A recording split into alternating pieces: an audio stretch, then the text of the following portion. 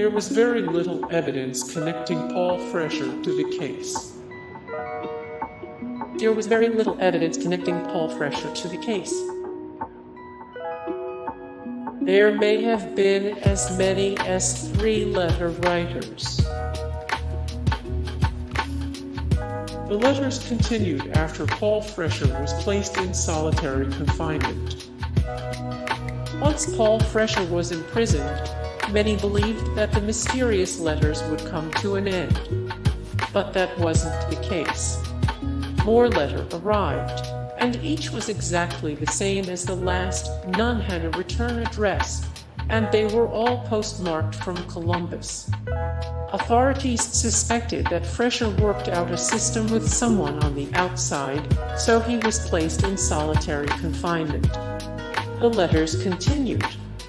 Even Paul received a letter which mocked him for being put away for a crime he likely didn't commit.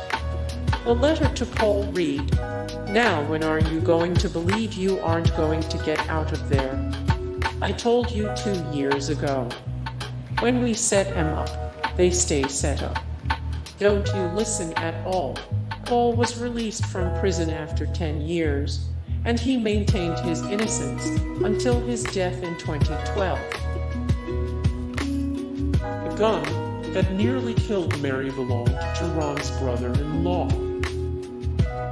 And Mary Gillespie discovered the gun rigged to shoot at her when she removed one of the letter writer's defamatory signs. She immediately brought it to the police. The serial number had been scratched off, but a forensics lab was able to decipher what was left of it. The weapon belonged to Paul Freshour, a man who was once married to Ron Gillespie's sister. He stood trial for attempted murder on October 24, 1983. Freshour took a handwriting test, and an expert testified in court that he was the letter writer. Freshour's boss also testified that he wasn't at work the day Mary Gillespie discovered the booby trap. Mary told the jury that she believed Freshour was the letter writer, and that his wife approached Mary with the same suspicion. He was convicted and sentenced to 7 to 25 years in prison. He was eventually granted parole after serving 10 years. The letters exposed Mary Gillespie's affair.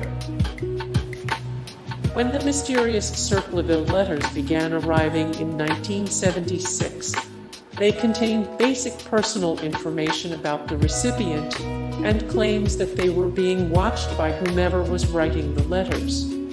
One letter to Mary Gillespie, a local school bus driver, read, "I've been observing your house and know you have children. This is no joke. Please take it serious." A following letter would expose her illicit affair with the school's superintendent. The letters were postmarked from Columbus, but they didn't have a return address, and there were no distinguishing marks outside of the big block handwriting that might identify the sender. Hey guys, thank you so much for the support and likes and comments down below, and also thank you so much for watching, and I look forward to see you in the next video. Then take care.